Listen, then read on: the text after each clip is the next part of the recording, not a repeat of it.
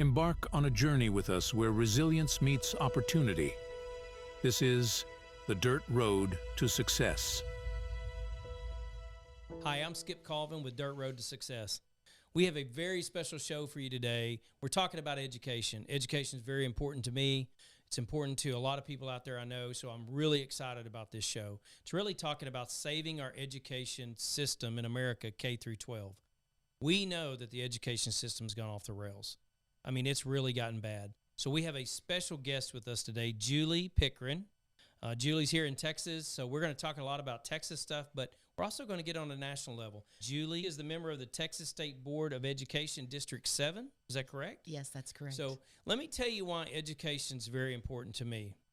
Growing up, youngest of 7, first one to graduate high school, we had some challenges with my siblings ahead of me. School was not really that big of a focus.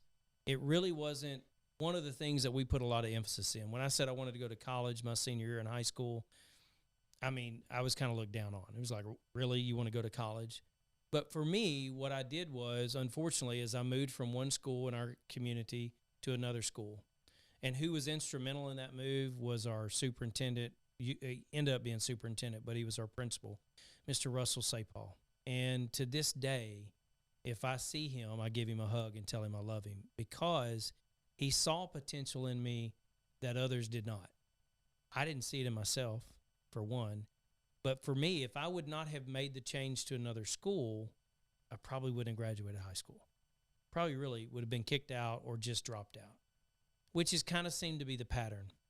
Now, I do have some siblings that went on and got their GED and went on to college, and I'm very, very proud of them. But shifting over to this new school, Julie, I went from the Arkansas side to a Texas school. One of the things I noticed was a lot of the students in my class were really focused on education. They were very focused on a college degree. Well, that was kind of foreign to me because, I was thinking, okay, I grow up, I get out of high school, I go to work at the mill, or I go to work at, the depot, or I go to work at, one of the main factories around our community, and that's what you did, right? But I saw something in them that gave me that fire. But also, as some will tell you, that I had a girlfriend, and she was motivated to go to college. And although we didn't get married and things moved on, but I contribute a lot to her mom and dad and her for giving me that desire to do something better, to kind of move beyond. And I won't mention her name. She knows who she is, and anybody I went to high school with knows who she is. And by the way, our 35-year class reunion is coming up, so I'm sure I'll see a lot of them. But the reality is, if it were not for her family, I probably wouldn't have graduated high school. So there have been people influential in my life that helped me in education. I have some great teachers that I would love to mention that really kind of, did something special. So when I think about education, I think about the young people that we have today, and they're going to school, they're going to high school, they're going to junior high, they're doing all these things. Having a very good teacher who loves to teach, who wants to be there, is critical to the success. We'll talk a little bit later, but education was so important to me. I went on and got my bachelor's degree. I went on and worked on a graduate degree in my field of study at SMU. And so I'm very, very happy to be able to do those kind of things, but also served as president of the school board and a board member of a Christian school, because biblical worldview became really my focus. And I believe that a biblical worldview education is really what has caused getting away from that, is what's caused our education system to get off the rails. So anyway, enough about me. You guys understand my passion on education. I think that's the one thing that you can never take away from someone. They can lose their job, they can lose their house, they can lose their cars, but they can't lose their education. And I believe that we never, ever stop learning. I think we always have to pursue some kind of study. So with that, I want to talk a little bit about what you think the role of the federal government is in education. Well, first of all, I love your story. As a Christian, we would call that your testimony, right? Kind of, yeah. So I love your history and your story, because education is the great equalizer. It's one of the great equalizers in American society. Education says it doesn't matter where you're born, what economic class, what race, what skin color. It does not matter. Everyone, through a great education, can achieve the American dream. Yeah. So that your story is the story of the American dream. Yeah. So what a beautiful introduction, and what a beautiful testimony to the power of education just in your own life. Sure. And then of course in your career, all of the people that you affected, right? Creating jobs, expanding the tax base, improving the economy in areas where you lived and where you worked. So what a great testimony to the power of education on America. Well, you make me sound kind of good there. I don't know if that's the case, but I love that description. So just keep it coming. I love it. I love it. Well, before we get into that first question, tell me about your education background. I understand you just finished a pretty big deal. I did. I just finished the Wharton School of Business Executive Leadership Program with an emphasis on international business. And so that was an extraordinary process to go through. Yeah. Really, it speaks to the heart of who I am. I love business. So, that speaks to the foundation of me. How I ended up in education really is God's sense of humor. Yeah. I understand that. As a Christian, you just never know where the Lord's going to take you. You never know what God has in store. And so I'm very thankful, though, that he did provide a path for me to serve in education, because I love serving children. Yeah, that's great. But there's a lot more to you than just that. Yes, sir. Yeah, there is just a little bit. So, we talked a little bit before the show, just kind of about your background. Of course, obviously the Wharton deal's good, but you're also advisory to the EU on education, right? I am. I had the honor of going to Europe in November, spent a long time in Europe, about 3 weeks in Europe, where I had the honor of meeting with many different presidents and prime ministers to help advise them on pro-education policies that protect faith, family, and freedom inside of education. I was invited to Prime Minister Viktor Orban, President Catalin Novak's Demographic Summit in Hungary, where many world leaders were there to discuss policies, faith, family, freedom, pro-family policies in education and in many different areas. And then from there, I had the honor to go and speak to 5 different parliaments in Europe. And then and then also meeting with the representatives from the European Union that chaired the Committee of Education. Actually, education for the European Union falls under Human Services. And so to advise them on best practices for education for the European Union. And so I'll be going back in March for a European Union summit to advise them further. And just kind of bring this kind of to reality here. I mean, you have you who serves in Texas and in our education system, but then you're advising the European Union on how to protect and promote proper education in those countries. Really, I mean, think about your stage. You said, and I love your... I try not to think about it. It's overwhelming. Well, I like what you said. God has a sense of humor, right? That's kind of how you got there. I think about, you said testimony, or there's been many a testimonies. A Christian will have multiple testimonies how God has worked in their life. But sometimes the biggest thing is say what you don't want to do. Right.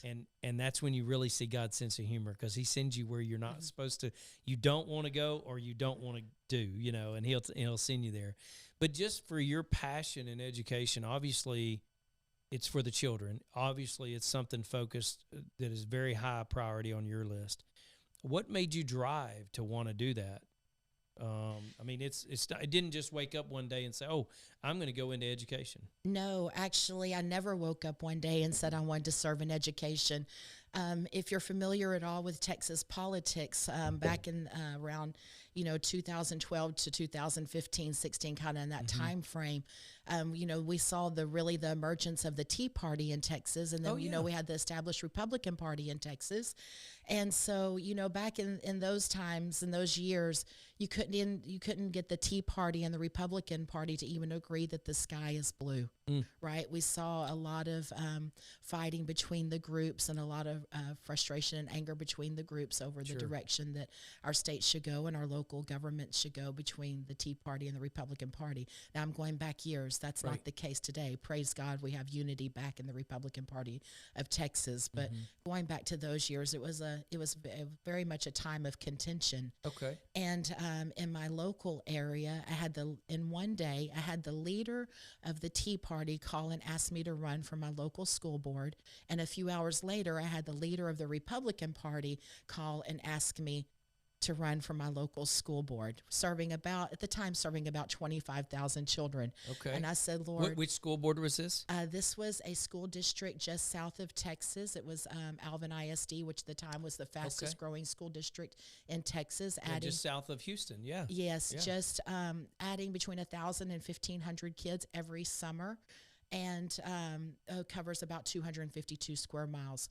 So a very large district land-wise, but it had not been developed yet. Okay. So it was a huge economic boom in the area, mostly because of the Texas Medical Center, Right. and the cost of living was relatively inexpensive for families. Mhm. And so just huge growth. I mean, whole neighborhoods going up and houses going up faster than you could shake a stick at. Wow. So it was the fastest growing school district in Texas for a while. It's still in the top 10 of fastest growing school districts, but they needed some help economically. They needed some help because they were going into a lot of debt and making a lot of huge financial decisions. So leadership in my county asked me to run just to help come to the board and help provide some financial stabilization for the school board and for the taxpayers. And so I needed a burning bush moment because it was never in my heart to really serve in an elected capacity. I very much enjoyed my private life. Yes, yes. And so that happened on a Saturday. Sunday morning, I'm at church. Church ends. The pastor says, wait a second, everybody, don't leave. I want everybody to come up to the stage to pray for you. If God has called you to government, to serve in government, come to the stage right now. I'm going to pray for you. And I said, oh, my goodness. Okay, here we go. Yeah, here we go. Yes. I love that story. That's fantastic. So then the pastor was a handful of us that went up to the stage. Obviously, God's call has been on a lot of people's life. It's not about Julie. It's about, people wanting to serve the kingdom of God. And so anyways, went up to the stage. Pastor prayed for us. And as they say, the rest is history. Yeah. But what happened was after about a year of serving in my school district and really helping them with financial decisions, which to this day, my taxpayers in my school district is saving almost $12 million a year due to restructuring long-term debt. Wow. So even past my service on my local school board, my taxpayers are still benefiting from great That's huge. financial decisions and hiring great people to lead our district financially.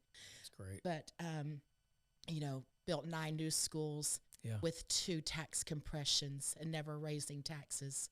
Wow. So it can be done. Thank you. It's not a money issue. It's a priority issue. Yeah. Also, as far as I know, we were the first school district in the state to put $1 million in our budget, almost $1 million, just north of $900,000 to put an armed person on every single one of our campuses to make sure that our children were protected at all times. That's so fantastic. I can sit here and tell you honestly, it is not a funding issue. It's a priority issue of the leadership.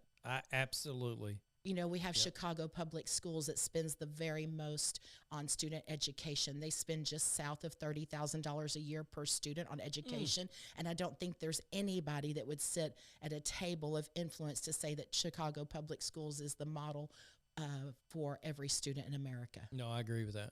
Yeah. Right. I mean, from what I've, read and understand. Yes. So after about a year of my public service at my local school board, I really fell in love with education. Okay. I fell in love and I saw the power that education can have to transform lives, really to change lives, to really give every child, regardless, like I said, regardless of where they're born or what their skin color is or what their economic status is.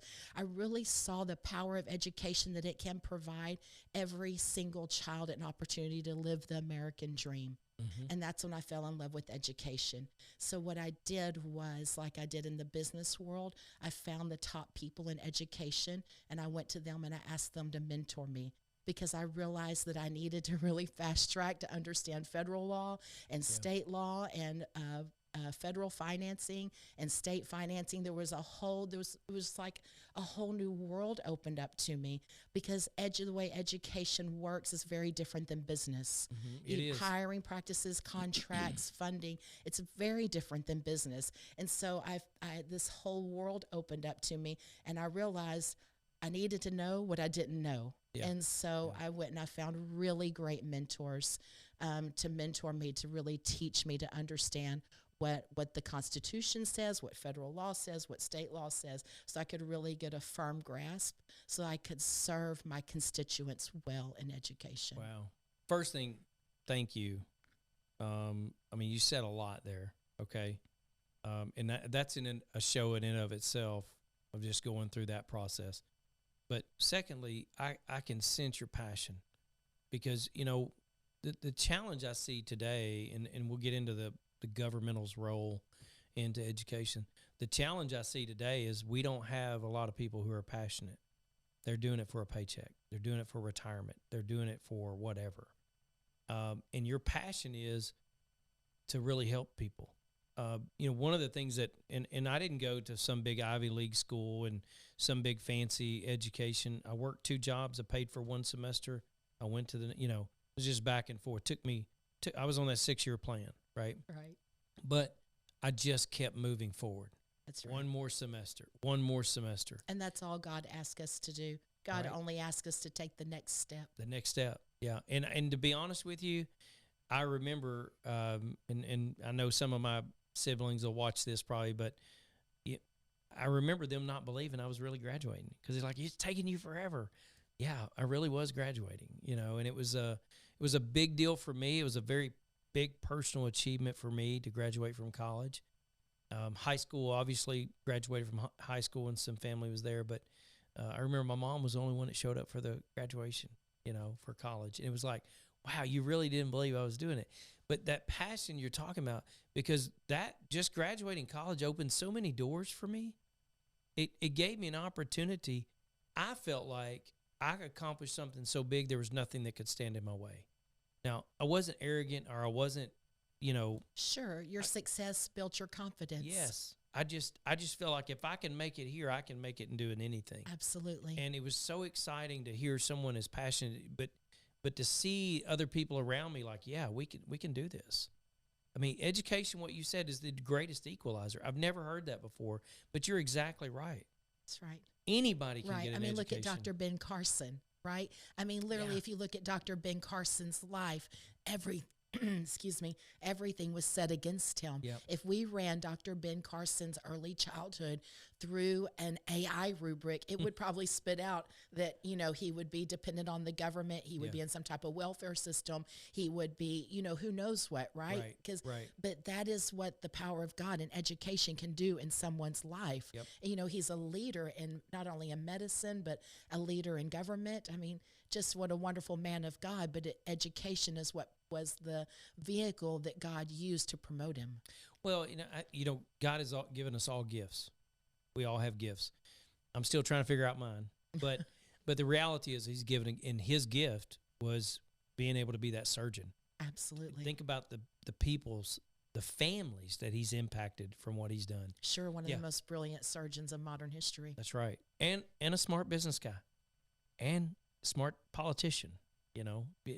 My opinion, you don't have to think that way, but I do. So, well, I do too. He's a dear friend, and That's I'm good. very thankful for his service to our country. Absolutely. So let's get to government's role in education. Yes, sir. What is the federal government's role in education? So now we have to go back to when the Department of Education was created. Okay. Because the Department of Education and the federal role of education is not in the U.S. Constitution. It's not in the Declaration of Independence, right, the precursor, and it's not in the U.S. Constitution. Where the Department of Education, where the federal government became active in education, was in 1979. Jimmy Carter, whenever he was running for president, made some promises to some very powerful unions that the federal government would get involved in education.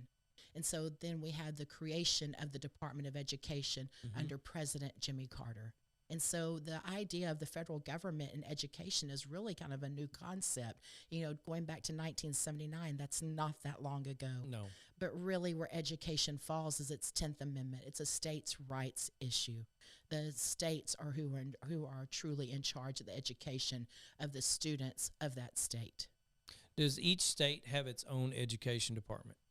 Yes, every state does. And for Texas, the creation for public education is actually in our state constitution, in the Texas Constitution. The Texas Constitution in Article 7 actually says the purpose. I'm going to paraphrase a little bit here, okay? But the purpose of a public education is to preserve our liberties and our freedoms.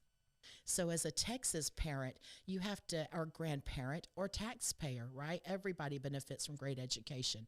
Right. So whenever you're looking at education in the state of Texas, you have to ask, does the education fulfill the Texas Constitution? Is what our children are learning, does that preserve our liberties and our freedoms? And if the answer is no, then you have to take a hard look at what's happening inside of education.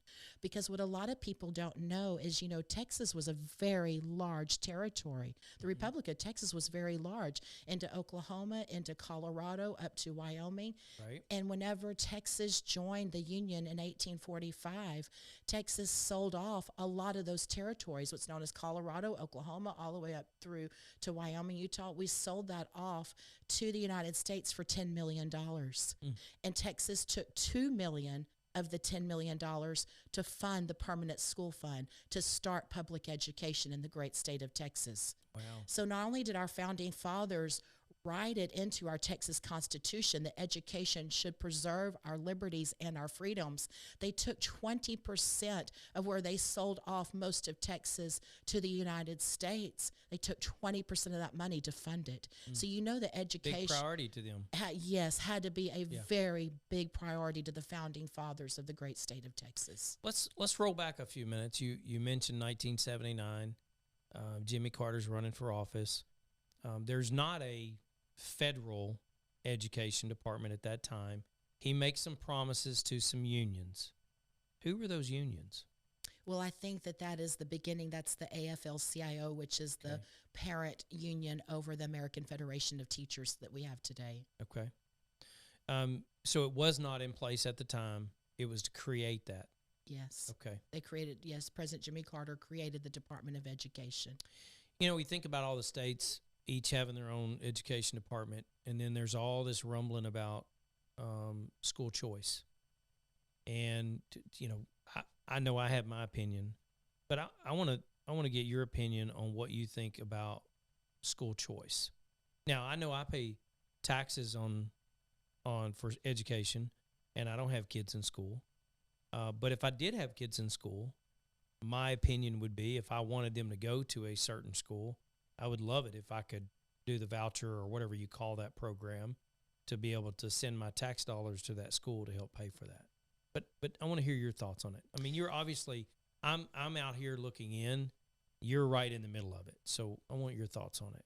So at the core of education, in all aspects of education, right? So you can't isolate funding away from instructional materials, away from sex education, you have to look at education holistically, okay? And that includes funding. And whenever you look at education holistically, you have to start with the foundation that children belong to their parents. Whoa. Okay, hang on. Stop the presses. Now, say that again. Okay, you have to, okay, I'll say this one more time, okay? Because you just said something that people need to hear.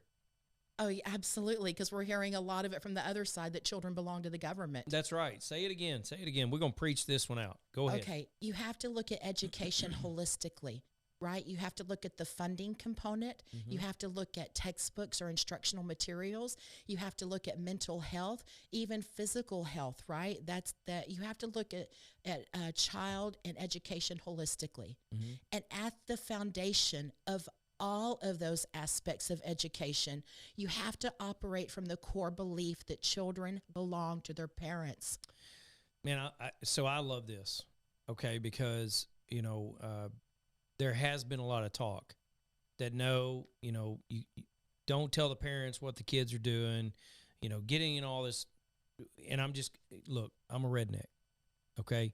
I believe it's real simple, okay? I grew up in a school with discipline, okay? I grew up in a house with discipline.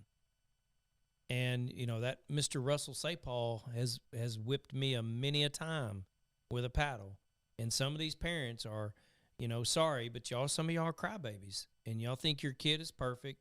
and your kid's not, it's because it starts at home. I call it home training. It's where you teach kids to have respect for other people, not just older people, adults, but other people. And when you talk about the buck stops with the parents, the kids belong to the parents. Absolutely. It goes back to schools and these other organizations don't need to be telling the parents how to raise their kids. That's exactly right. Yeah. Because, I go back to the Word of God. Mm. And the great thing about the Bible, about the Word of God, is there are many religions that recognize the Bible, right?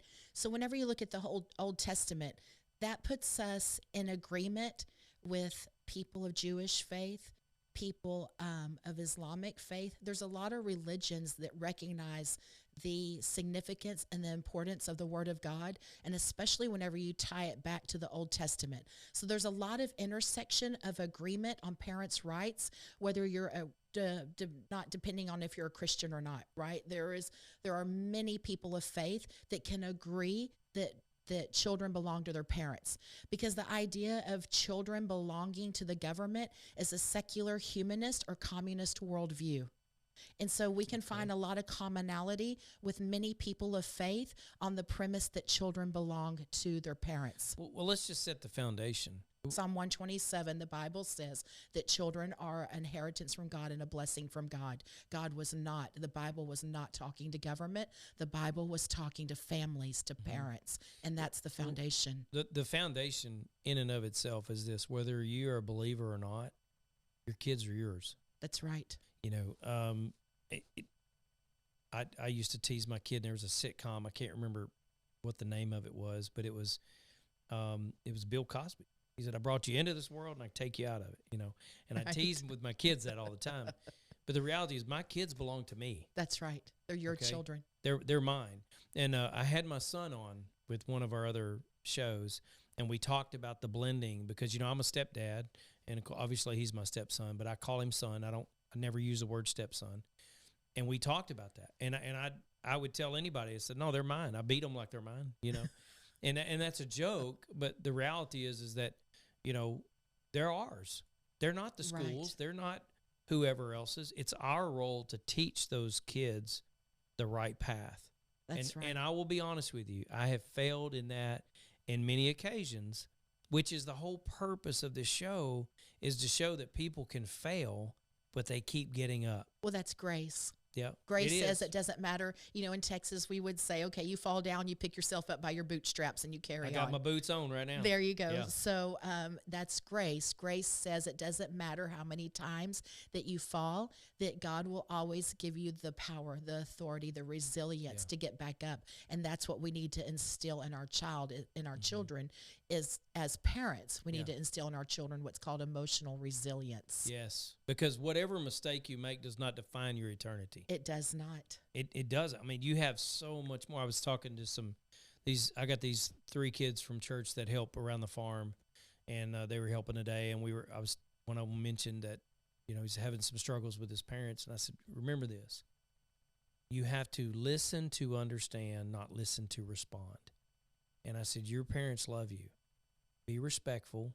Understand that they're trying to do everything they can to raise you the right way." And I said, don't even underestimate the power and the pressure that parents are under in raising kids today, not to mention the stuff that they have to learn at school. And then sometimes they come home and have to undo that. But right. Parents struggle every day.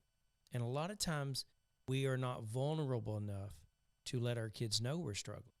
So they think everything is perfect, and they don't understand why mom and dad are stressed. Well, I think what happens is that we get so busy, okay? And I am a mom, okay? I have 2 wonderful sons that God blessed my husband and I with. And so I am a mom, and I think what happens is that we get so busy that we forget those conversations with our children. Yeah. And so I'm a huge proponent of dinner time as a family at night. I think that is really key to forming a firm foundation in our families and our homes, is having that time at night where you gather around a meal together and you just discuss the day. You just talk about the day, because your kids are experiencing a lot. I mean, if they're in school during the day, they're there for 7 or 8 hours. And on a school day, you have to think about, as a parent on a school day, you maybe get 3 or 4 hours with your child, but somebody else is getting 7 or 8 hours with them in the day. And you don't want them teaching them something counterintuitive to what you are. Exactly, because we've seen that. I mean, all over the nation, parents have come forward with those experiences where parents are going, I don't even recognize my children anymore. You know, I've sent them to this school or I've sent them to this college, and they're coming back and they're not our family's culture. And that even happened a little bit in my own home, to be honest.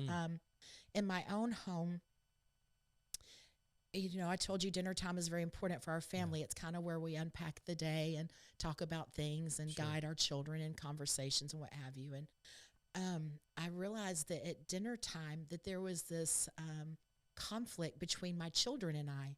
I realized that my children were forming a worldview that was not mine and my husband's worldview. And so we started to talk through it and what have you. And it was influence of people at the school on my children. They were shaping my children's worldview. And here I am, a leader in education, and in my own children, they're getting a conflicting worldview from mine and my husband's worldview. Wow. And so my husband and I really had to take a step back and really pray about it, because, you know, as Christians, our first ministry is our own family, right? Absolutely. Okay. And so it doesn't matter what I go and do for the world or how I lead for the world if my own children are not being ministered to and guided. Right. And so it just so happened about that same time frame that that we were praying about this. My children were accepted to Liberty University. And so now after 2 years at Liberty, of course, you know, they're young, so they're still at home. But after 2 years at Liberty, that shares mine and my husband's worldview and the culture of my family and the culture of, you know, my extended family, I feel like our children, that we're back to having dinner conversations where we're sharing the same cultural and the same worldview with our kids. Let's talk a little bit about that. So Liberty University obviously is a wonderful university. It's a Christian-based organization with worldview, biblical worldview. But let's talk about your son, because he's not very old. No, he's not. And he's he got 14. accepted. He's 14 years old. Let's make sure we understand this, folks. 14 years old. He's in his second year at Liberty? He is. He's about to graduate from their dual credit high school program, where he'll graduate with his associate's degree in business this spring. So he'll be 15 when he graduates? Yes, actually he'll turn 15 right before graduation. Okay, so he turns 15. He gets to graduate from high school at 15, plus he's got an associate's degree in business from the School of Business. And then he's going to continue on and get his bachelor's degree. He is. His long-term goal is he wants to graduate from Liberty Law School. It's very interesting. From the time he was 3 years old, he's told me that he wants to be an attorney, and I didn't know that he even understood that when he told me when he was 3. Right. So, you know, I kind of questioned like any mom would do. You know, baby, what does that mean to you? He's like, you know, mommy, people that, this is what he told me as a 3-year-old, you know, mommy, people that help with the law and help decide the law and help people were about the law. Wow. So I said, well, he's 3 years old and he gets it. And he started reading right after he was 1 year old. So, but I just want to emphasize the importance of public education, because he went to Liberty, right? He got to that point in his life coming from a public education. Right. Because whenever I was a trustee, when I was first elected, remember I told you I come from a business background. Yep. So I'm data driven, right? Yep. I don't really care so much about feelings and emotions. Okay. I want to see the numbers and I want to see the data. So no tears from you. No, sir. Okay, all right. Yeah, that doesn't happen in my world. Okay, so anyways, so whenever I was first elected, that we hired a new superintendent right as I was being elected, and so he was coming into the school district new also, which was really a blessing, because I told him, I said, look, give me all the data, all of your accounting information, all of your state reports, all of your data, all the academics data. Right. I said, just dump everything on me and let you and I meet in 3 weeks to discuss it. Okay, because I wanted to analyze the data first before I had any conversation concerning leadership. Sure. I needed to know what was happening. Well, when I looked at the data, there were 2 groups of children that really our data showed were not being served well. One was autistic children, and one was what's called highly gifted and talented. Okay. So highly gifted and talented is a gifted and talented student that has a 160 plus IQ. Okay. And so we had identified those kids and the highly gifted and talented children in our school district, but we were throwing everything at them to slow them down. We weren't really providing an education that met them where they were at. We were working to slow them down to bring them to where we were at. Probably not challenging them either. Exactly. Yeah. Exactly. I'm just, you got to, I'm just, I'm not 160 IQ. So you have a pretty Most good people size, are. pretty good size group of kids that were 160 IQ. Yes. Wow. Yes. In that school district. Yes, and they're not exclusive to our school district. They exist all over Texas and all over America. But what happened? I'm sorry, that was just one of those things. I'm like, you identified a group that's not needs are not being met. Right, because public education should serve all children. All children. That's all right. children. All means children. all. All means all. Mm-hmm. Yes. Keep going. I'm sorry. That was great. Okay, so anyway, after several meetings with my board and my superintendent, we created a specialized school within a school to address the needs of what's called these highly gifted and talented students. Okay. And so basically it was an elementary program that supports students earning dual credit college courses or being part of dual credit college courses when they enter into junior high. So throughout junior high, they're earning dual credit college courses. But really the main component when we got into the research of that was that these students needed an incredible amount of emotional supports. Because even though their brain, I mean, like in my kids' example, when my kids were 5 years old, they were reading the Wall Street Journal. Yeah. So their mind is very accelerated academically, okay?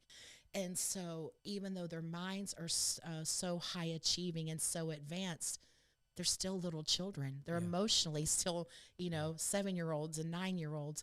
And so we identified they needed an incredible amount of check-ins, emotional supports, because you're pushing their minds so hard academically. Yeah. And it's a beautiful program. There are now 5 school districts, in my understanding. There's about 5 school districts now in the state of Texas that offer this type of program. That's outstanding. I mean, now, Julie, first thing, I did not graduate magna cum laude or anything like that, valedictorian or anything. Mine was thank you, Laude. I'm just thinking I'm out, right? But when you think of, I love to hear about these gifted kids that get an opportunity to excel because they're pushed academically. They think differently. They want to focus on the academia piece of things, whereas I didn't. I mean, I wanted to do sports. Now, I will tell you, I am a superstar football player in my own mind, but I was not on a football field. I was not any good, right? I was guard and tackle. I guarded the water, and I'll tackle anybody that gets close to it, right? But I love sports. I love sports, and I love football. I love Me playing. too. I love football. It was God's sense of humor that he gave me 2 genius sons Yes. who will not step foot on a football field. Right. I'd take them to football games in the infant carrier. That's how much I love football. But they might own a football team someday. That's very likely, especially my youngest. Okay. God has given him a great mind for business and finance. That's good. That's good. But I had them, in the infant carrier Friday night lights. And then when they got a little bit older, when they're toddlers, I'm still taking them to high school football games and college games, and they sit there and read a book the whole time. Oh, wow. Wow. You know what? That's okay. It's okay. That's okay. It's what God created them to be. That's exactly right. That's exactly. And with him wanting to be so passionate about law, your older one, so passionate about law, there's no telling what he'll do. That's right. There's no telling where he'll go. He could be the president someday. Maybe. That's what God wants. That's right. Maybe. That's right. Well, we're gonna shift gears just a little bit because I want to talk about the removal. Really want to talk about the removal of prayer in the schools. So 1962. That's right. We mentioned the biblical worldview, which you and I are spot on about. We understand but that should drive all of our lives, everything that we do as believers. But 1962 comes around. We have some challenges. Yeah, Engel v. Vitale. Engel v. Vitale, New York. Files a suit to take prayer out, which I find to be interesting because previous to that, everything was based around they taught the Bible in school, they prayed in school. Sure. I mean, when you go back to, it's called the Primer textbook. It's spelt like primer, Primer, but in education it's referred to as Primer. So the Primer textbook is the oldest and longest running textbook in U.S. history and public education. It was used for about 90 years in public education in America. And part of the primer textbook is memorizing entire books of the Bible. Huh. I did not know that. So, That's I mean, fantastic. And what years did that go away? Was it 1962? no, that was in the early part of American history. Okay. But it was, I mean, that was the textbook for 90 years in U.S. history as far as educating children. So it was a primary. You know, I will go back to my high school days, which one of my favorite teachers in high school was Miss Hurst. It was like a, I guess it was like a literature class. We did some Bible, we did other things too, but it was part of literature. It was part of what we learned. Sure, because you can't understand the great works of you can't understand the great canon of Western civilization without an inference to the Bible or an understanding of the Bible. There's too many inferences and references to the Bible and great works of literature that if you don't understand the Bible, you can't understand the great works of literature. That's true. That's true. You have to understand it all. You know, about that same time, wasn't it, when the Christian schools started coming on the scene? Sure. You know, where and homeschooling. Homeschooling. All of these things became an alternative. Right. Why do you think that is? Well, I think that parents wanted they wanted a choice, right? I mean, again, it's going back to parents' rights and who do children belong to. You know, I'm very quick to say if when talking to people or ever, that they are parents' children. They're my students. As an elected official, they're not my children. They're my students. And so we've gone too far conflating those lines, right? You'll hear elected officials in education all the time refer to them as their children, as my children. They're not. No. They're your students. Your job is their education. Yeah. It's the parent's job to raise them and instill the morals and values into that child. It's not your job to do that. Your job is to provide them a great education, again, that preserves our liberties and our freedoms. Well, and I'll add this too on that education piece. I think it's the challenge with the education system today is it's not creating an environment where kids can learn how to think for themselves. Right, critical thinkers. Yes, it's more memorization work, take the test, you know, whatever. But thinking for yourself, using those critical thinking skills, and one of my other favorite teachers was my algebra teacher. And she would tell me that I would use algebra all the time when I got out of school. And I just laughed at her. I'm like, there's no way I'm using this. Guess what? I use algebra every day. It's critical thinking. That's right. Right. It's critical and thinking. You can look at civilizations throughout history, right? There are civilizations even today. There are countries even today that create what I call great robotic children, right? They can memorize and regurgitate on command, right? But what has really set America apart and set great civilizations apart throughout history is the ingenuity aspect. Right. It is the critical thinking. It is thinking outside the box and really being creative in your thinking and the ingenuity that really has propelled America to the top of the world stage. Well, and that's the physicist, that's the artist, that's the people that think out of the norm or out of the box, so to speak. You know, I don't have that much of a creativity in me, but my wife could see something on the side of the road that somebody threw out in the trash, want to pick it up, and she could make it beautiful. She has the ability to see what something could be versus what something is. Sure. And think of physicists and Albert Einstein and all these different scientists. The German scientists we brought over after World War II that created NASA, or not created, but worked with NASA to build the rockets.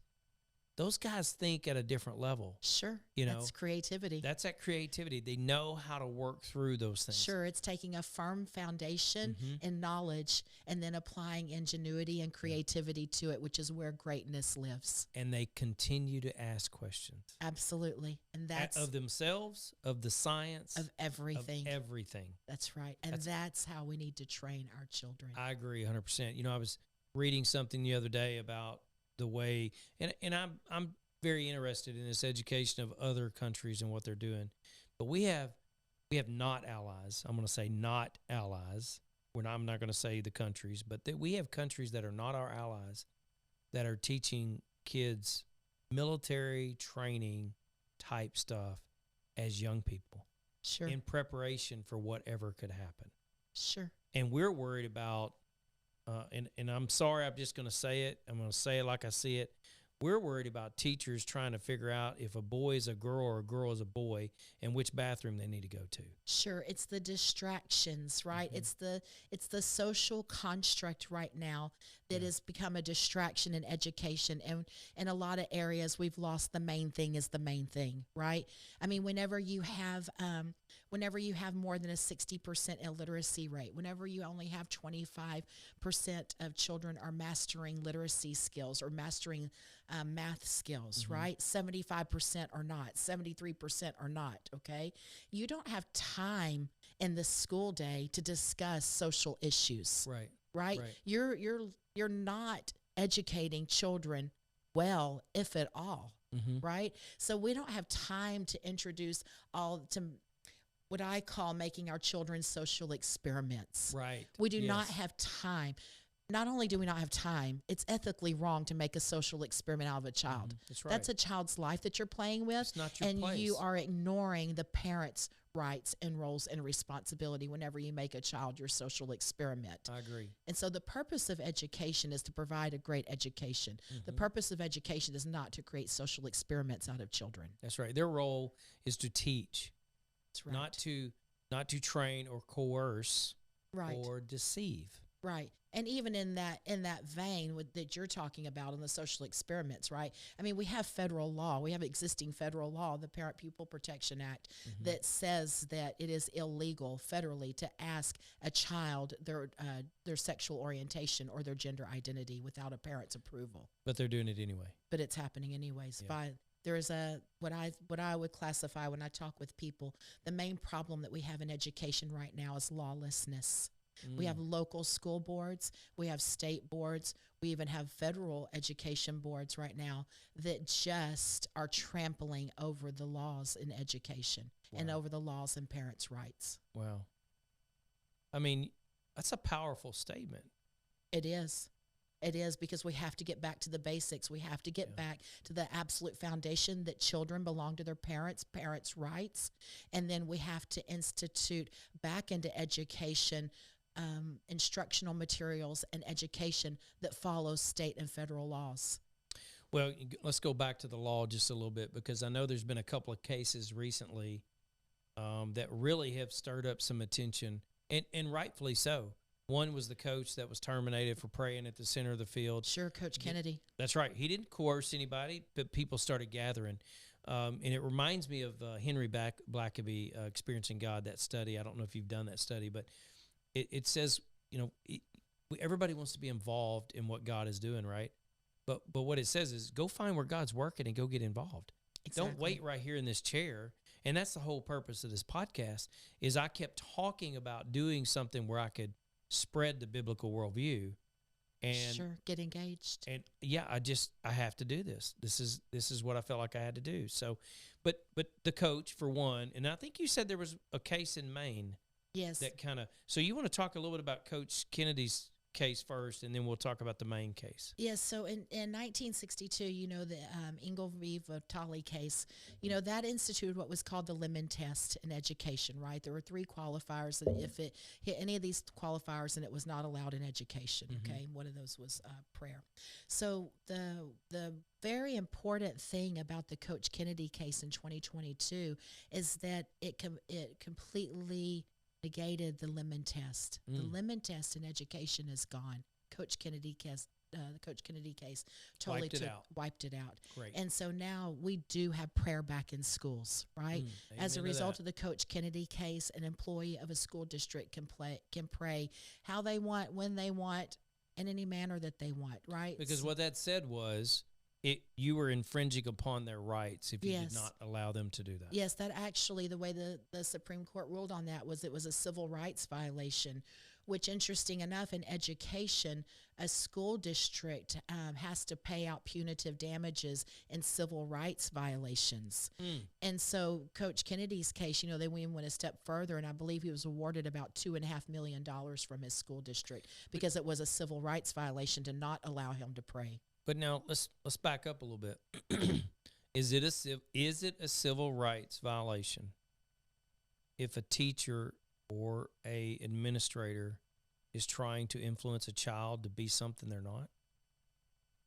Oh, you mean as far as gender identity or sexual orientation? Yes. Well, to me, that usurps parents' rights, and there are strong parental rights laws in every state around this country. And then there's also the federal law, again, the Piper Act, that says that a government entity, through a survey, through a questionnaire, through classroom instruction, is never allowed to ask a minor. So minor, right? Keep in mind, this is through high school, right? Mm-hmm. We're not just talking about little children. Is not allowed to ask a child their political persuasion, their religion, their sexual orientation, or their gender identity according to federal law without a parent's permission. Well, we know that's happening. We do. So what would be the natural recourse for parents? Parents need to stand up. They do. Those children are your children. That's right. You raise them the way you want to raise them. That's right. You teach them what you want them to know. Correct. And you let the educators teach them on what's in that textbook and textbook only. That is correct. Parents need to stand up and I mean make a hard stand on this. Parents, it's your responsibility to do that. They are the parents' children. Wow. It's a big statement. Well, we see the statement happening from the other side, which is a very big, scary statement. Which the government owns the child. Right. Whenever you have from the president down to local leaders, making statements that the government knows what's best for a child over a parent, that the government, which at its essence is children belong to the government. Well, whenever you operate from the world belief that children belong to the government, that's communism. Yeah. There are communist countries that Communism 101. operate from the belief that children You belong may to have the government. child, but the child belongs to the government. Belongs Exactly. To me. Yeah. So whenever you have a local school district, which is a government entity, making decisions on a child's gender and not informing the parent or hiding it from the parent, or you have a local school district that institutes mental health counseling for children where the parent is not involved and the school district is providing mental health counseling to a child without the parent's knowledge, or even now where you have school districts that are instituting health clinics inside of the school districts, fully functioning health clinics where medical decisions are even being made for a child, and maybe the parent knows or maybe the parent doesn't know. Well, then that comes from the communist belief that children belong to the government, because now you have your local government making decisions for a parent's child with or without the parent's knowledge. How in the world is that happening without that everybody being notified? And I know I can't stand mainstream media. That's why we're on a podcast. But the reality is, how are people not shouting to the rooftops with Because this? I think that a lot of parents don't know that it's happening. Because so much is being concealed and hidden from parents, I just don't think that parents know. Whenever you have a teacher in a classroom at the beginning of the school year and they're calling roll and they're asking every child, what name do you want to be called and what identity do you want to be referenced to? What pronouns do you want us to use? Okay? When you ask them the pronouns or an alternative name, you're asking them about their identity. And I just don't think that parents know that it's happening in their child's classroom. Now, let me back up and say, our dinner time was 6 o'clock every night when I was growing up. And you were there whether you wanted to be there or not. And there was a lot of times we didn't have conversations. Just kind of the way I was raised, right? Not bad, not good. I mean, that's just the way it was. Right. We, for most part, until the kids started working a job, we had dinner at a certain time every night. But we talked about all kinds of stuff. Because I'd ask them, hey, what'd y'all do today? What'd you learn today? How was school? What's going on in this class? And by the way, I used to bring home the Wall Street Journal and let the kids read it when they were about 12, 13. Have the journals all daily. I used to like it. It's gotten a little bit off for me, so I'm on to something else. But the reality is that we always tried to invest time in them. Now, you're right. I agree. We got busy as parents. We were working, both of us working, going two different directions, and a lot of times we didn't get as much time. But I'm pleading with the parents today on this show. I'm pleading with the parents now, find out what your school is teaching. Absolutely. And put a stop to anything that is not within the realm of what the school is supposed to be doing. Absolutely. You have to do this. You have to do it. We haven't done it the last 15 years. Right, because I think what happened, I think where we got off is there's this generational trust that developed inside of our public school system, right? I mean, for at least in a lot of Texas, generations of families have graduated from the same schools, Right. right? Kids are graduating from the same school that their parents went to, that their grandparents went to, that maybe their great grandparents went to. So there's this generational trust that has developed. But what we saw during COVID, COVID was a It was a mixed test bag. run. Right, that was a mixed bag. It was very hard on learning loss. Students lost. It was incredible on destruction on learning loss. It was incredible time for mental health. Very bad time for mental health. We saw very high rates of child abuse go up. Because of the anxiety that parents were experiencing during that whole thing. So there was a very dark side to COVID, but there was a bright light in COVID that parents actually got to experience their children's education with them. Yep. And that was a blessing in disguise because parents all of a sudden are going, wait a second, that's not the school, that's not the teaching that I had, that's not the school that physically it's the same building, but that's not the education that I received. Grandparents were saying, right, because a lot of times some first responder parents still had to work, and so children were left in the care of grandparents during the day, and grandparents were saying, wait a second, that right? That's not that again. That may be the same school in the same building that we've all graduated from, but that is not the education that we received. So the blessing of there was one very positive thing that came out of COVID was the transparency. Was that parents and grandparents got to actually see what their children were learning, and education has drastically changed over the years. Well, that's a great segue into the next topic, which is HB 900. Yes. Why don't you kind of tell us a little bit about what just passed, and then I want you to talk a little bit about some stuff that you've got going on right now too to help the education system. Sure. So, we've seen from national organizations, right? We've seen even in Texas. In Texas, a couple of years ago, the Library Association held a conference for all the public school librarians in the state, where the keynote speaker was a man dressed as a woman. It was a drag queen talking about the importance of all of that. Everything. And we're seeing that nationwide. That's not. Sure, it's not exclusive to Texas. It's happening all over the nation. Right. And so, we've seen school districts sponsor drag queen shows for children and for families using public tax dollars to actually sponsor these shows. So, it's really kind of wild what's happening right now. But anyway, so we've seen that happen, and we've seen books come in. We've seen books that are recommended by the American Library Association that, according to Texas law, they are obscene or pornographic materials. They do violate Texas Penal Code, which is the new standard as far as library books in the state of Texas. So the Texas State Board of Education was in charge of implementing HB 900, which bans pornographic and obscene materials away from children. But then it also created a category called sexually relevant materials. So there are some even historical pieces of literature that have what's called sexually relevant wording or verbiage in them. Those are going to a new classification in the library where parents can give the children permission to access them. So nobody is, burning books or doing anything like that.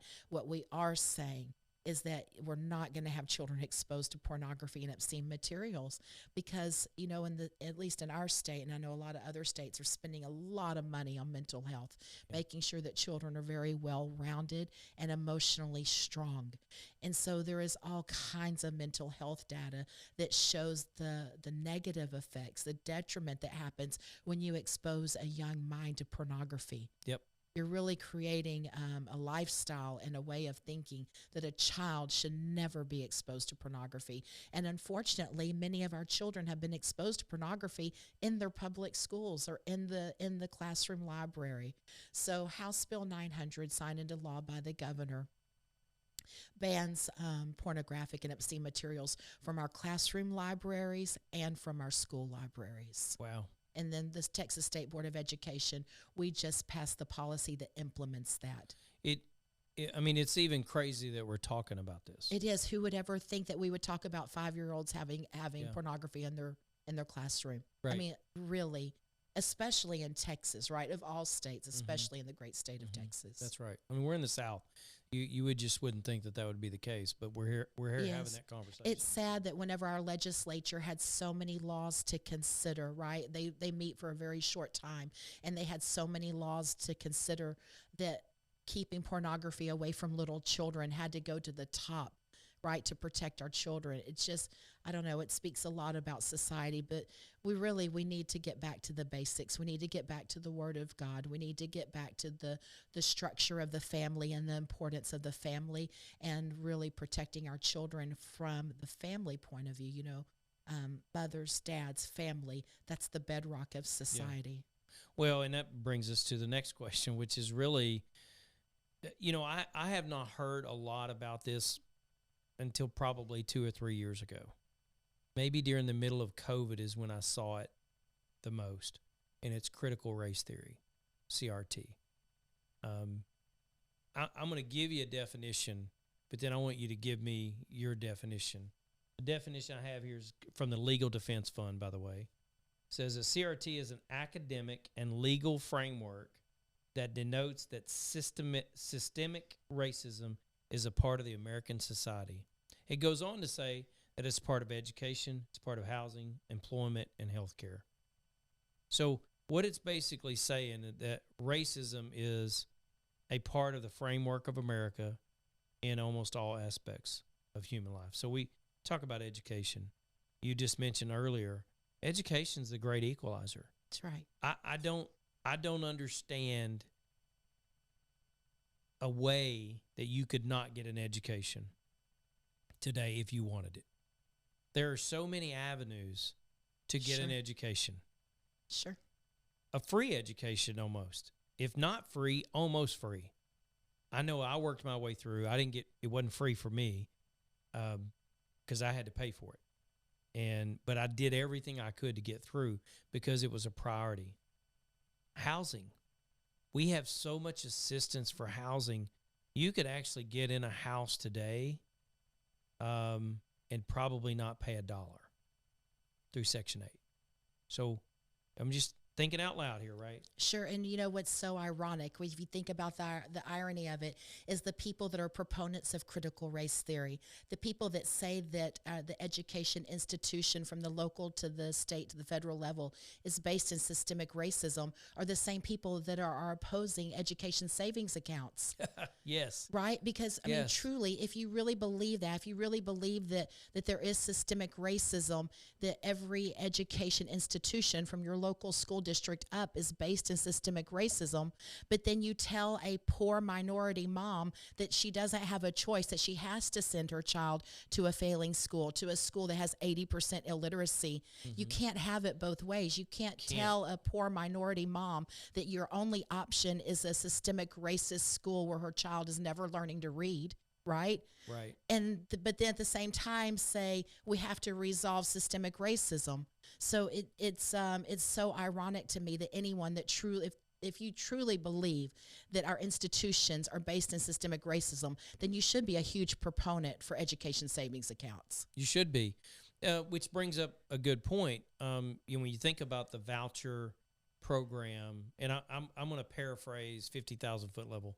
The voucher program is that you can commit those funds to send your kid to a school that, and I think about magnet schools, okay, science, STEM type schools, where if your child like yours is gifted, you can send them to a school that's going to challenge them and push them to be the very best they can be. Sure. Why wouldn't an education system, the system itself, why would an education want to say, hey, this school's not going to challenge you. Let's move you to this school who is going to challenge you, because that student's going to come out and become successful and look back and give credit to that school district. Sure. It doesn't make sense to not encourage that. Absolutely. So really what you need to look at is that does the money fund a system or does the money fund the child? It funds a system. It doesn't fund the child, right? Currently, that's what we're in. Okay. Where you're really going to have success in education is when money funds the child. Because then you could take one household, right? Let's create a household, right? 3 children in the household. One child is disabled. One child is very, let's say, gifted and talented, right? And very high achieving academically. And then maybe one child's just kind of, just Me, average. normal Yeah. child Yeah. that lives Thank the you, Lordy, American we get dream. out of school, right? Yes, which I have a lot of friends who are owners of very large corporations that tell me they love to see students because they know how to work hard. Yep. Right? They're go-getters and Yeah. right? Okay, but anyways, that's another conversation. Yeah. But anyways, when money funds the child and money follows the child, well, then truly the parents are in the driver's seat. Maybe they have one child that really does thrive in a public education setting. They want they want to experience the drama classes or the sports teams or, all the great things that public education does offer when done really well, okay? But then maybe they have another child that needs a smaller classroom, that needs a 10 to 1, right? 10 students to 1 teacher or a 12 to 1 scenario. They need that more focused instruction because the child will thrive better in that environment. And then maybe they have a child that's blind or deaf, very close to here, the Catholic schools, the Archdiocese, the Catholic schools have some of the best schools for the deaf and the blind in the state of Texas. But you can't send your child there without paying something different, right? Right. So you still pay your school tax. Right. But you send them to that school. Right. They get the help that they need. Right. The voucher, and I'm just paraphrasing because I don't know. I'm asking the question. The voucher would allow some of those tax dollars that you pay for school to go towards that education. Is that correct? Because Okay. what you need is what the correct term is, you need the funding to follow the child. Okay. And so then parents choose where those dollars are directed to. Are those dollars directed to public education? Are they directed to private education? Or are they directed towards homeschool education?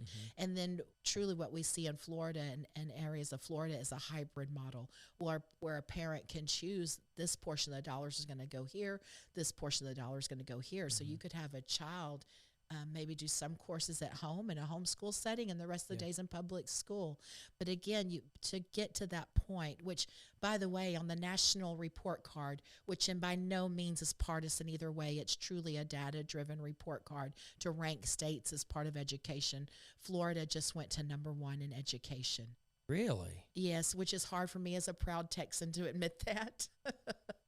I understand. There's only a handful of things I love more than my great state of Texas. So as a proud Texan, it's very hard for me to admit that. But, we have to look at that. We have to respect their process and respect their laws that they have passed where students are funded, not systems are funded. And then we try to figure out how to duplicate that in other states. Absolutely. If it propels them to #1, and then absolutely we need to look at those policies, right? Because there's only so long that I want Texas not to be #1 in education. Absolutely. Of course, I always want Texas to be #1. So, yes, we need to take a hard look at those policies, and we really need to look at what do the policies look like that fund the child instead of funding the system.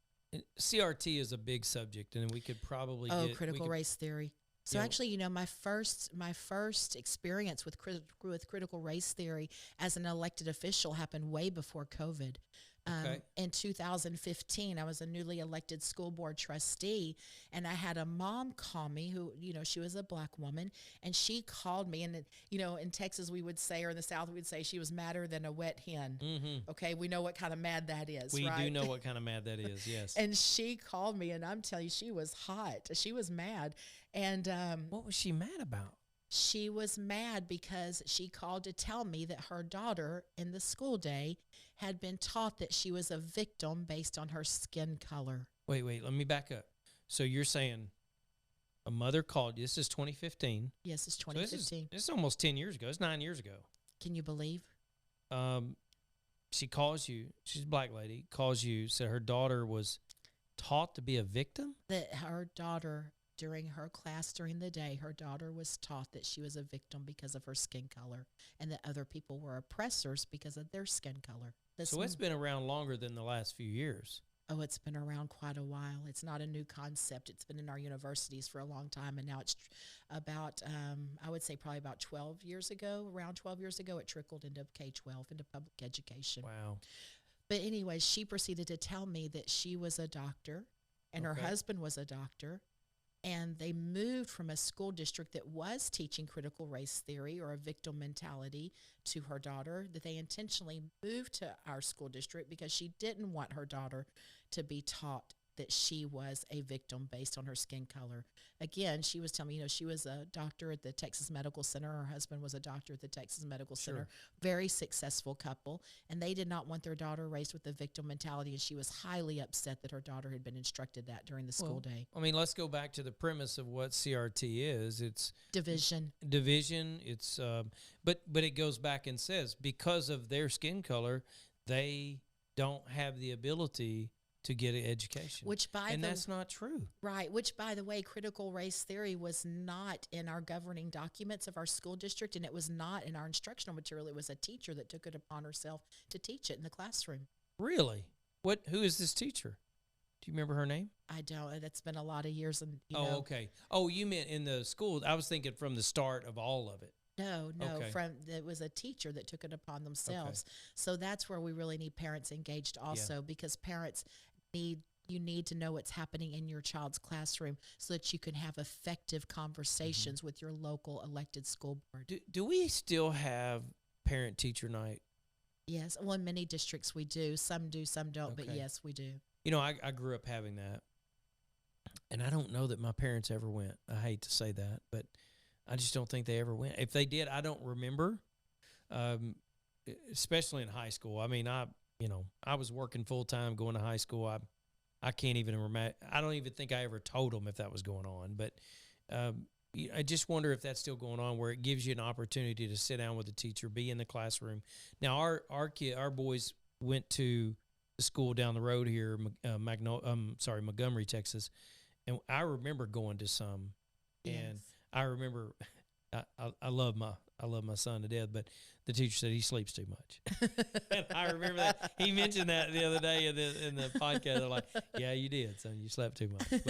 And he wasn't tired. He just was bored. Bored, yes. Yeah. And he's a very gifted kid that, Sure. Really wanted to work more with his hands than he did. He's very gifted and creative, so he wanted to do that. I remember he was the one always tearing things apart and putting it back together. Oh, what a great mechanical mind. Yes, he does. He's very, very smart. So I'm a little biased. I'm proud of him. But that's fantastic. So so like with critical race theory, right? Again, Texas and other states are spending millions of dollars in mental health to make sure that we have, again, well-rounded, resilient, emotionally resilient children, students, right? And so it is so strange to me that the people who are still teaching critical race theory in the classroom, right, the school districts that are still teaching critical race theory, that you're going to teach children based on their skin color that they're either a victim or an oppressor. Well, what mental health, what emotional health is associated with those, right? Yeah. If you're an oppressor, well, then if someone's telling a little child based on their skin color they're an oppressor, what are the emotions that develop from that? Guilt, shame, frustration, right, anger, right? And then if you have another child that's taught based on their skin color that they're a victim, well, what emotions come from that, right? Because our emotions come out of our skill set, out of our knowledge, right? So then what emotions come from that? They're anger, frustration, hate. Yeah. I mean, there's a lot of bad things that come from teaching a child that you're either a victim or an oppressor based on your skin color. And so what's wild to me is that we're spending millions of dollars to create a well-rounded child emotionally, but yet in part of their academic day, we are heaping all of these negative emotions into their little minds. You bring up a good point, Julie, that you have CRT out here, then you have all this mental health. The CRT is creating a lot of the mental health. Absolutely. issues. I mean, it's almost like, are you doing this over here? Because I'm always the thought is, don't look at what's in the hand, look at what's the hand you can't see. Are you doing this over here to drive something over here? My fear is if you create an atmosphere of oppression and victimization in students, you create the ability for suicide. Absolutely. Because that mental health is real. And Absolutely. let me tell you, no matter what, if you ever hear any other show about mental health, if you are struggling, and I have struggled in the past, if you are struggling, please get help. Absolutely. absolutely, please get help. Reach out. Go Reach out. see your doctor. Talk to someone that is a professional. Don't just go talk to Joe at the bar and have a beer with him. Go get help from a professional. Right. Because there's a time in my life when A I struggled. pastor, a chaplain, a mental health professional, yes. somebody. And I'm glad you mentioned chaplain. Yes, sir. You've got a pet project that you've just done in the state of Texas, and I want you to talk about that. I do. Texas just passed Senate Bill 763, authored by Senator Mays Middleton, just an incredible leader. There's just not enough good I can say about Senator Middleton. Okay. You know, he takes the hard issues and just leads it with grace and strength. But I went and talked to Senator Middleton, and I told him, the mental health piece is very real in our schools, right? And there is a lot of data that supports chaplains for mental health. We saw the Department of Defense is one of the largest employers of chaplains in the world. And so they recognize the benefits of chaplain. The Federal Bureau of Prisons utilizes chaplains for prisoners in the federal prison system. The Texas Department of Criminal Justice and our state prisons. If a lot of people don't know, but Texas actually has one of the lowest recidivism rates in the country. The Texas recidivism rate, in other words, the people that go back into prison from leaving prison, it sits around 25 to 27%. If you go into New England states, it's north of 60%. Wow. And so when talking to people inside of the Texas prison system, they attribute a lot of that to their use of chaplains in the Texas prison system to help guide the emotional and mental health of prisoners. Well, the prison ministry is big. I know that. A good friend of mine is part of that prison ministry. And, of course, we're just south of the main headquarters in Huntsville for all of the prison systems. Sure. So, even the Department of Defense, the U.S. Navy published an article in March saying that they had an all-time high suicide rate in the U.S. Navy. And the response was they put out an order for 3,000 civilian chaplains to add to their chaplain program because they recognize that chaplaincy is really critical to mental health. Yeah. And then also we saw recently I've had the honor of meeting and having several conversations with retired General Tom Solham. And General Solham was actually in charge of chaplains for the U.S. Army. Just an incredible patriot and incredible servant. And under his command, the U.S. Army actually, based on a study done through Columbia University, they actually changed their protocol that every mental health team in the Army must have a chaplain on that mental health team. Because the data from the Columbia University study on the effects of chaplains and mental health, is they realize that up to 70%, or the data show that up to 70% of the things that we identify as mental health is not really mental health. It's anxiety and stressors from social constructs outside of our mental health. Oh, wow. And so chaplains really thrive in helping people to work through those social constructs, those anxiety and the pressure from external societal issues. Chaplains, the Department of Defense has recognized that chaplains are the primary person to help people work through that. So let's back up and take this to a level.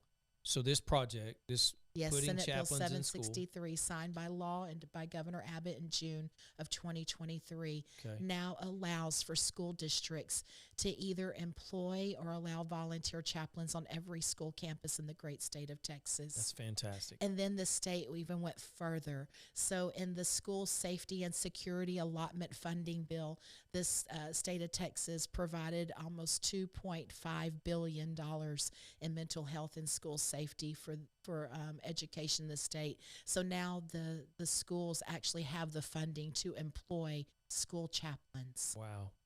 So let's go back to some of the things you mentioned. The chaplain is there for the students, obviously, and the teachers. I was going to say, and the teachers. Right. And one of the things you mentioned that I find out of this study that you were talking about that interesting is it's the social construct outside of maybe school. So we have all kinds of things going in school, right? And look, it was there when I was there. It was there when you were there. Sure. Of course, I'm much older than you, but Well, I wouldn't go that far, but okay. um, I'll just agree with you on that one. okay. Bullying, Right. cliques, Right. um, just talking stress from grades, Right. pressure from parents to make the best grades, pressure on baseball, football, track teams, basketball, Sure. Family issues. family issues, Sure. boyfriend, girlfriend. I've seen more drama in boyfriend, girlfriend stuff. Sure. All of those things create that anxiety that may not be, like you said, may not be a mental health, may be a result of a situation that they're going through. So Sure. that chaplain can be there to be that sounding board. Sure. So there's a couple of things about chaplains because, of course, chaplains in education is brand new. Senate Bill 763, the Texas School Chaplain Act, is the very first time in America's history that a state has approved school chaplains. You gotta be proud over that. I think my heart is not really proud, it's thankfulness. Yeah. I mean, there were a lot of great people involved. Sure. Again, Governor Abbott, Lieutenant Governor Dan Patrick, Senator Middleton, Representative Cole Hefner authored it on the House side. Just a lot of great people who stepped forward to do the right thing for teachers and students. So, I mean, I think God put me in a unique position to influence it and to help it pass and to help author it. But really, my heart it's thankfulness. Yeah.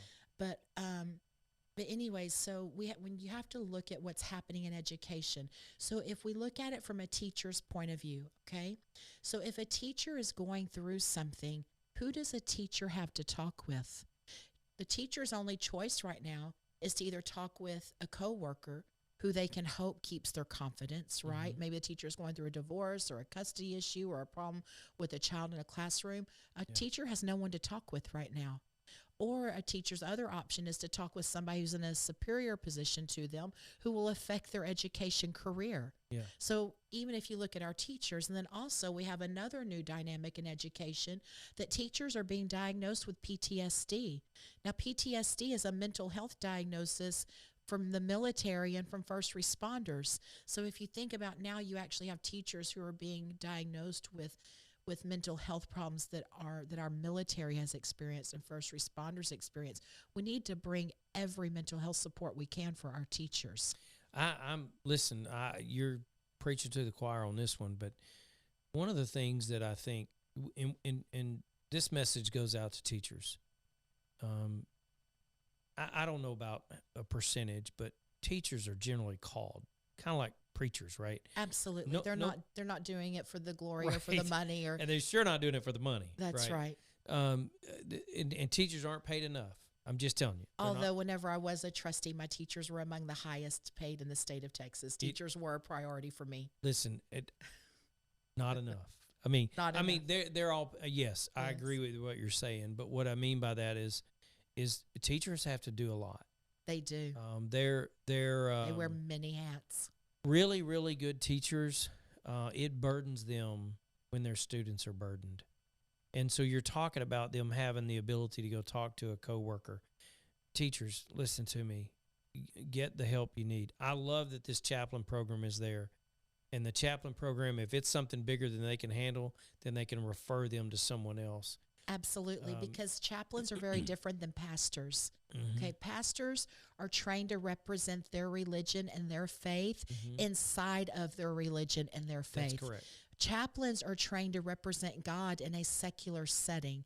It's why you can have like one chaplain for the U.S. Senate, but yet the chaplain can provide prayer and counseling and support to anybody of any faith inside the U.S. Senate, right? We have chaplains all throughout our society, paid for with tax dollars. House of Representatives, U.S. Senate, state, House of Representatives, Senate, even our airports have chaplains. Oh, I didn't know that. Yes, Intercontinental Airport here in Harris County in Houston has a chaplaincy on staff. Hobby Airport. Our airports throughout the nation have chaplains. Our hospitals. So all throughout society, we have chaplains being paid for with tax dollars. So the idea of that, the establishment breaks the establishment clause or separation of church and state, that's just a farce. First of all, separation of church and state is not in the U.S. Constitution. What is in the Constitution is the establishment clause that says that you cannot have a state-sanctioned religion. Okay. Yes. But chaplains are trained to represent God in a secular environment. So a chaplain does not institute a religion. That's why you can have, chaplains, like I said, military, prisons, Right. airports, hospitals, police departments, city councils, state governments, local governments, and all employ chaplains. Yeah. So it's time that we bring chaplains into education for our students and for our teachers. Now, chaplains, like I said, chaplains are key at suicide prevention. Right. So the Department of Defense, their own data, right, with the U.S. Navy saying, okay, we have a suicide problem. What's our answer? We're going to bring in 3,000 chaplains. Yeah, and that's a big number. That is a big number. That's a big Well, number. because it's an addition, too. Yeah, that's right. It's a good friend of mine was a commander. He was a chaplain in the Navy. He was actually, I think he was stationed with the Marines for most of the time, but just great guy. Had been to Iraq, been right in the battlefield we're right alongside the guys. And we've talked about some of those difficulties. Those guys, this is a huge thing for the military to have those chaplains ready to go. Sure. So even when you look at an 18-year-old that's going into the military, right, an 18-year-old going into the Army, we'll have a mental health team available to them that includes a chaplain, but yet a 17 or 18-year-old coming out of our high school does not have that benefit. Yeah, that's right. And they should have. They should have. They should have. And they do now in Texas because of you. They do. And your team. They do. They Yeah, do that's because of right. a lot of great people. That's Yes, Texas is the first to lead this, and now the School Chaplain Act is now filed in many states. We have a lot of it's so interesting to see what's happened where, it was just kind of a conversation, like I said, that I had with Senator Middleton and Representative Cole Hefner, and that it's now grown into a national movement, that now we have 11 states that have either filed it or about to file it. Yeah, that's great. It is. Tell me what your thoughts are on how the education system is going to be impacted between this major immigration and invasion at our southern border. I mean, it's dynamically impacting our country, regardless of what anybody says. I think that I saw the last number was a little over 12 million in the last 3 years have come across the border. Huge percentage of that, well, I don't know about huge, but a big percentage of that's kids. Sure. So how does that impact our education system? My goodness, this could be a whole other show. It could right? be, yeah. Okay, so let's look at it, because it's not only education that's humanitarian, right? Okay, so we have, if you say that 12 million people, if that's the data, that 12 million people have come over the border illegally in the last 3 years or 3.5 years, then you have to think a reasonable number of that would be 20 to 25% of that is children. So when you think about that 2+ million people that have come over the border illegally are children, where are those children? Yeah. Where did they are they? go? Yeah. Right? That's a big question that I don't think anybody's asking. Right, and we need to ask it, right? I mean, especially as Christians, we need to ask what's happening to these children. Whose care are they in? Because we know now, I was in Eagle Pass not too long ago, talking with leaders of the Border Patrol, and we know that these children, they're not coming over as families. They're not coming over with family members. They're people that are smuggling them into the country. But then what happens? I mean, that's a huge number. Think about 2+ million children. Where are they? And they're, I know some have filtered into the school system. They have. We have roughly about 500,000 that have filtered into the school system in So in let's Texas. do the math. 500,000 out of, at 25%, you're talking 3 million people, 3 Right. million kids. Where are they? Where are they? I mean, it's scary to think. I mean, it's scary to think of what the options are, and somebody's got to ask this question. Somebody wants this to happen. Okay, they want these kids to be infiltrated into the society without them being in the school system, and the question becomes: what's this purpose? And it's ominous. It's right. It it's doesn't scary. lead to any good conclusions. No good conclusion. To hiding a child from any and all recognition. Right, hiding a child does not lead to any good. Like there's no way to extrapolate out that it's going to have a good positive benefit for the child when they're completely hidden. And it's not the children's fault. It's Right. not their fault. Right, they're children. They're trafficked in here. I'm gonna call it that word because when you have a military-age man with 3 kids, bringing them across the border, Right. there's no other way to call it but trafficking. Right. So when it's that not even his goes back to kids. the chaplain. So, it was very interesting whenever we were going through the passage of the Texas School Chaplain Act, the people that came to testify before the House and the Senate.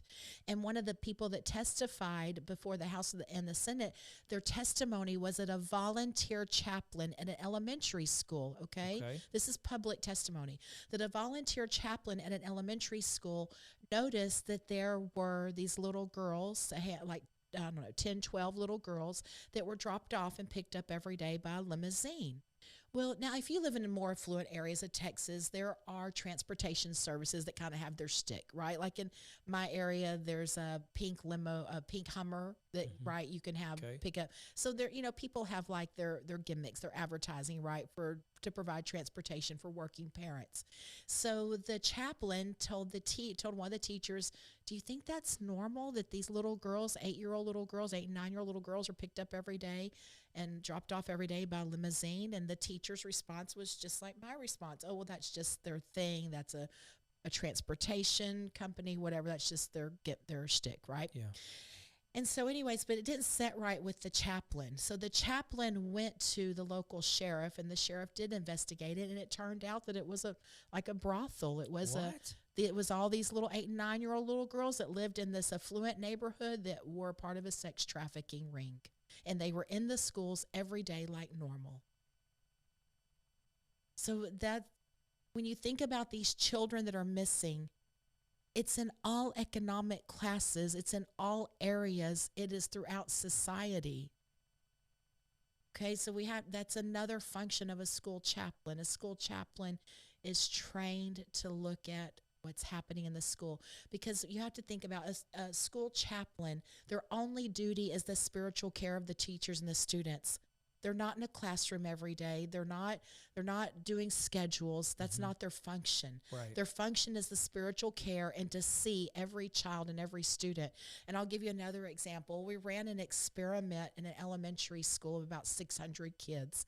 And we put the names of every child on the conference room area, right? And we told every person in the school, pull the name of the child that you know. The janitors, the cafeteria workers, the school secretary, counselor, everybody that works on that campus, we said, pull the name of the child that you know. And whenever that was done, there was a little bit more than 20 children that nobody on that campus could identify. Nobody on that campus knew who they were. Okay. And so when you look at young children, forgive me if I'm getting a little bit in the weeds, I think it really kind of explains the importance of a school chaplain.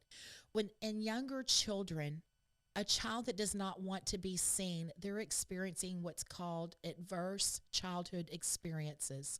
It's actually called an ACE score, and it's adverse childhood experiences. And a young child in elementary that is experiencing severe amounts of trauma does not want to be seen. They do everything they can not to be seen or heard or identified. So when you have more than 20 kids on a campus of 600 children who do not, if nobody knows them on the campus, that child is intentionally trying not to be seen or heard. Right. But something happens after junior high and into high school, that child that is experiencing an incredible amount of trauma, that has a very high ACE score, adverse childhood experiences, then whenever the hormones kick in and all the changes happen in the mind and in the emotions and in the body due to hormone fluctuations and hormonal changes, that's the students who potentially do very bad things. Because then they want to be seen, they want to be heard, and they want everybody to know who they are, but it's not in a good, constructive way because they've been through a significant amount of trauma. So that is another function of why we need chaplains in our schools, because we need every child seen and heard. And if they're intentionally trying to hide because of an intense amount of trauma, we need somebody that still sees them and hears them and that can intervene in their life to rescue them out of that trauma. We got to have people that care about them. Absolutely. People that care about them. I think about Miss Gazel, my algebra teacher, and Mr. Sapal, who I dearly love to this day, and Miss Hurst, who was my literature teacher in high school, and Mr. Nance, my principal in high school, that used to get me out of class from time to time and just chat with me. I knew they cared, and the scary thing is I knew if I needed them, if I really needed to talk to them, I could go talk to them, and I think they would help me. And it's sad that in some instances I think about these 20 kids, and they don't have anybody that they can go to, and that scares me for them. Right. We have a school district in Texas that last year they have an unusual high number of suicide rates per capita in this particular school district. And the youngest one to commit suicide was 6 years old. God. I mean, when you think about a 6-year-old, a first grader committing suicide, that is an extreme amount of trauma and despair and no hope in that little child's life. We must do everything we can to provide supports for the children, for these children. I mean, we have to have. So what's the plan? We need chaplains in our schools. We absolutely need, because we need somebody that is looking out for the spiritual care of every child on every school campus. Absolutely, and that is being rolled out now. I hope it is actually in the law. Is in the state of Texas, the way the law is written now. It's a little bit different each state now. I told you there's 11 states that have either filed it or are about to file it for their session in 2025. Okay, 2024, 2025. Right. They're developing a little bit different for their states. But in Texas, part of our law is that every school district in the state of Texas must vote by March 1st on whether they are going to have school chaplains or not. Because I mean, is it even a vote? I mean, why do we even, the necessity of it based on your description right there just breaks my heart. And I'm thinking, why is it even a vote? Well, because as conservatives, we believe in the value of local governance. Okay. We didn't want it to be state mandated. We didn't want it to be a mandate from the state, because we do value the importance of local government and local control.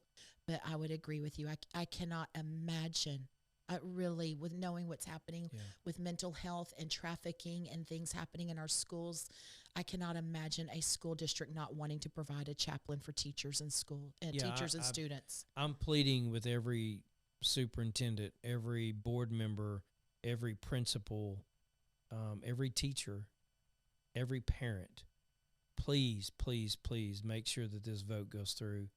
The chaplains are there to help the kids and the teachers and the staff. And support the parents, right? Mm-hmm. Another role of a chaplain is to provide a neutral person, right? Sometimes we see conflict between teachers and parents, right? So an objective person. Right. So a chaplain just brings the temperature down. A chaplain is a good communicator between the school and the parents. They recognize the rights of the parents. They recognize the needs, what students' needs are and what have you. So there's just a whole lot of good that comes from putting a chaplain on a school campus. So you're a parent. I'm a parent. Let's pretend we're talking to a parent with young kids. What advice would you give them about making sure their children are safe? I mean, if I go back and I kind of recap some of the things we talked about, there's some difficult things going on in our education system. And I said that from the beginning. It's off the rails. But hearing some of the things you're saying, it's even more terrifying. But if you're sitting down with a parent that's got a child about to go to kindergarten, what advice would you tell them? Pay attention. Pay attention. Pay attention to what is the recommended reading. What's the reading list? Read the books on the reading list. Read with your children. Okay. Pay attention. Look at what the instructional materials are. You know, we passed a wonderful law again in the great state of Texas, House Bill 1605, that says that parents 30 days prior to the school year, parents must have access to all instructional materials that's going to be used in their child's education. That includes the teacher guide. That includes every worksheet, everything online, anything that's going to be used in their child's education, the parent must have access to it 30 days before school begins. The only thing excluded is test, right, for obvious reasons, sure. okay?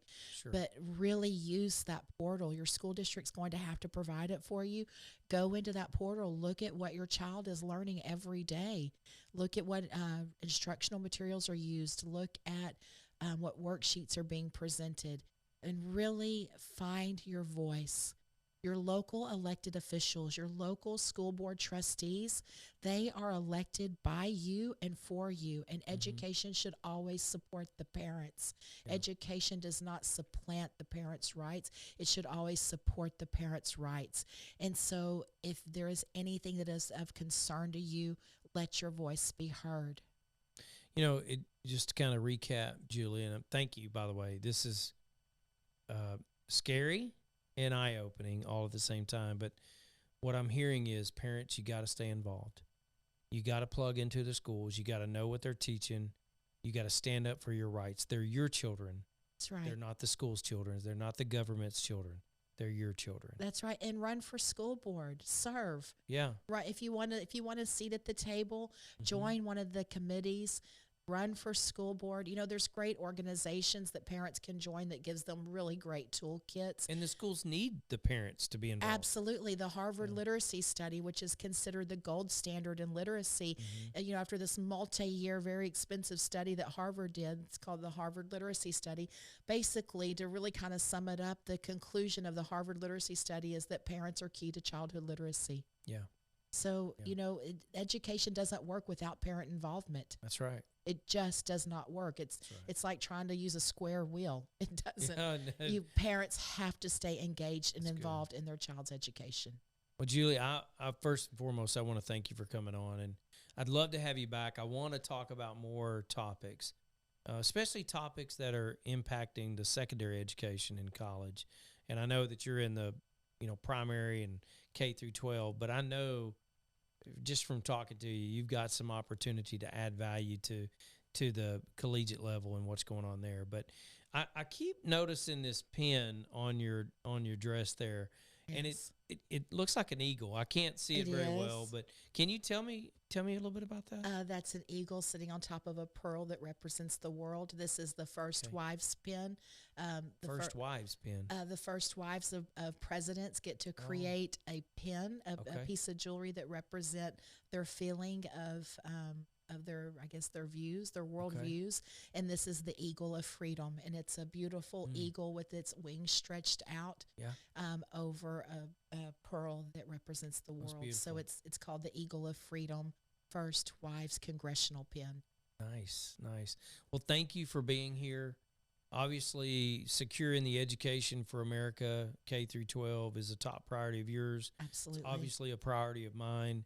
But it sounds like to me that you are making great progress in moving Texas and the U.S. and the EU in the right direction. I want to thank you for your service, for one, because it is a calling. And no matter what type of sense of humor God has, he called you to the right position, it sounds like. Well, thank you. I appreciate that. And if people would like to follow or know more about, things that I'm working on or issues that we're working on, they can go to my website. Okay. It's www.juliepickren.com, JuliePickren, juliepickren.com, and I would love to connect with people. Yeah, I would highly encourage our viewers to go out and check out your website. I'm sure that there's all kinds of things coming out all the time that, in 2 weeks from now, you may have something else going on in the state that is helping the education. Two things I want to really stress. One is the kids belong to the parents, right? Not the government, right? And I'm so excited about this chaplain program. I think it's a game changer. It's a game changer. I love it. You just took the words right out of my mouth. It is a game changer, and I think I see maybe 10 years from now we're able to go back and study the data that you love so much. Study the data on the impact of the chaplains. It takes a year to 18 months to get them infiltrated and get things moving. But I think you're going to see a snowball effect. And we already have international data on that. There's already an organization that's providing full-time school chaplains to 27 million students internationally. They're in 24 countries currently as we sit. And so they already have incredible data because they are working with federal governments, because education works different from country to country. In most countries, education is ran at the federal level. And so they have incredible data, and their numbers are incredible. 80% reduction in teen pregnancies in these 24 countries in 13 years, not one reported suicide. That's great. I could go on and on. Their data is incredible. Good. Well, we want to see that happen here in Texas. That's and then, right. of course, nationwide. That's so right. Thank you again for your service. Thank you so much for being on. And, Sure. hey, like and subscribe. They've got a lot of great shows coming up. We're going to have Julie back. We want to talk more about just different things in education. So good luck to you, and thank you so much for being here. Yes, sir. God bless you, and God bless Texas. Thank you. All right.